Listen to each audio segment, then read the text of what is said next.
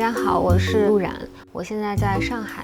接下来呢，我们要采访一位来自美国的新锐小说家和诗人，他的名字叫 Jesse Ball。我们会和他聊一聊他的2本具有荒诞主义色彩的小说，以及他的写作教学和他在纸巾上画的小画。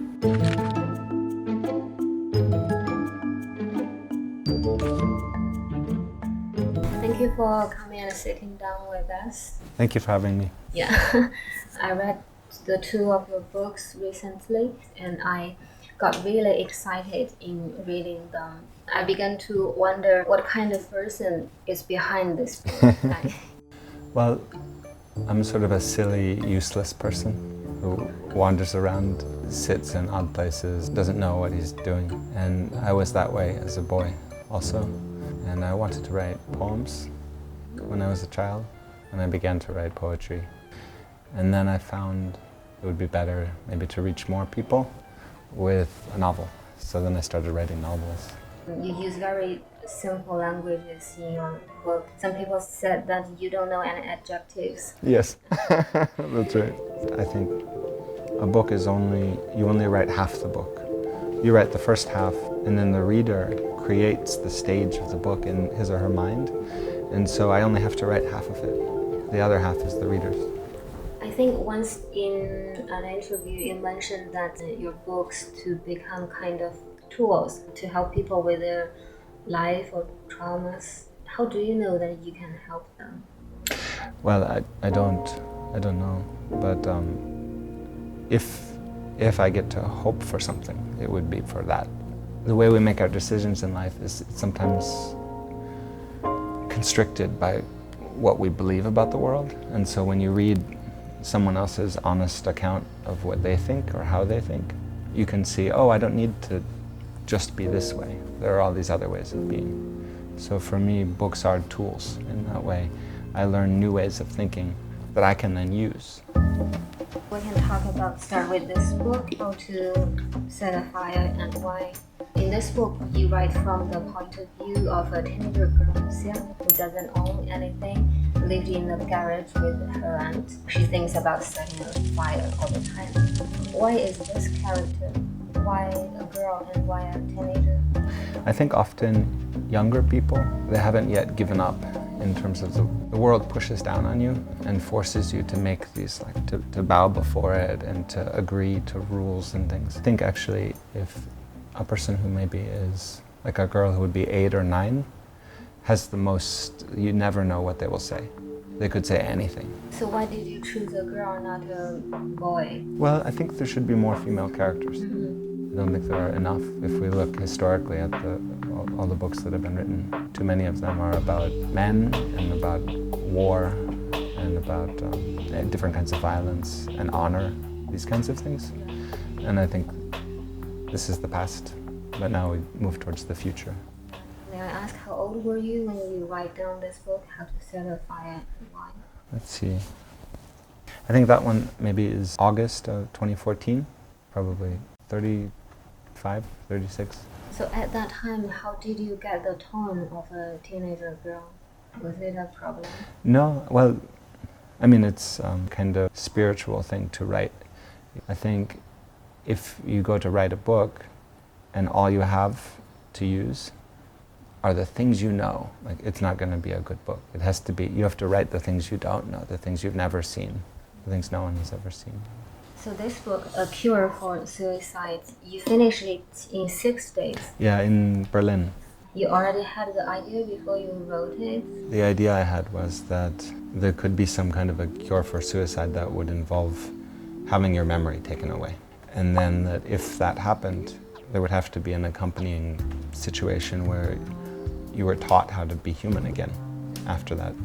And then I realized that the way to tell that would be to do it in out of order, where first you have someone learning how to be human, and then the second part would be realizing why they had to give up their memory. The memory is a key point of the book. The old memories are the obstacles. Well, memory is probably the most fascinating thing about human beings. We have this reflexive consciousness where we can know that we're thinking and think about our own thinking. It's something we all share, whether we're weak or strong. You could even say that the most horrifying thing in life is this disease, Alzheimer's, where you begin to lose your memory. In this book, in the villages, the examiners, they help people almost by lying to them. I was thinking if I could just believe in their lives, life would become much more easier. Yeah, it is, at least I would prefer a more vivid life that includes both tragedy and sadness and happiness, all the things, you know, the high happiness and the low sadness, all of it. You teach in university how to lie. Courses. Yeah, the first class that I taught at the Art Institute of Chicago was about lying. I didn't particularly like the way that I had been taught in writing classes when I was younger, and I felt like a lot of it is just about imitating things or about trying to have a style that fits what people think or what people want, which is a bad way to go about it, because learning to write is really the same as learning to think. And so to learn to think, what we want to do is just be cast out into the world and come up against all kinds of things we don't understand and change because we've seen these things that we don't understand.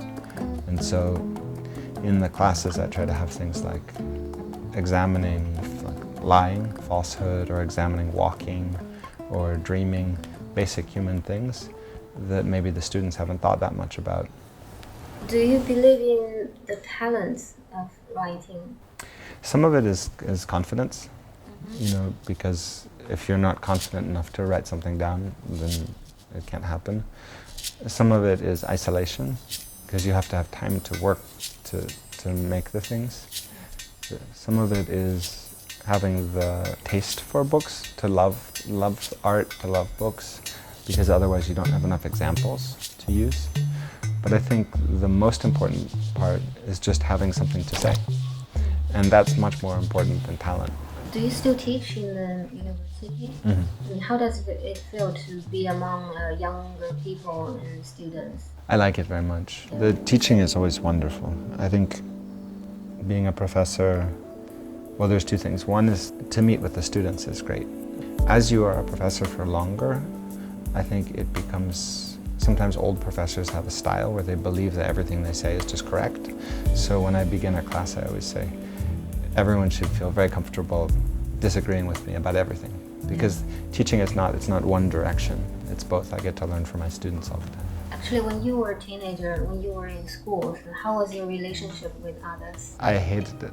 I hated school. School was the worst. Even the classmates? Yeah, I hated them too. I was always cutting class and running off. There was a cemetery I would always go to, and I would just spend a lot of the day in the cemetery, hiding. I think a lot of school is just babysitting. It's like the parents have to be at work, so the kids have to be somewhere. And then many of the things you're taught turn out to not be true. Could you tell us about your drawings? I started drawing when I was very young, and I would draw lots of monsters. These little monster guys. At some point, maybe when I was 4, I sent a letter to the Queen of England. And the letter was just all these monsters. And I was like, Queen of England, I love you, here are some monsters. And then some years passed, and I got a letter back from Buckingham Palace that said that it was from the Lady in Waiting, and it said that the Queen loved the drawings and thank you. And so then I went to school when I was 5 or 6 and was in school, and I was sent to the office for like the psychiatrists to come because they thought that my monsters were very scary and I shouldn't be drawing these monsters, and people were discouraging me from doing this drawing. But as I sat there, I just thought to myself, the Queen of England told me that this was fine. So forever I've always been drawing these little creatures on the margins of paper anytime I can. I'll do some drawing for you. Yeah, I can draw something for you. I would love that. Yeah. You can keep in the pocket. Oh, thank you. Thank you so much. You're welcome.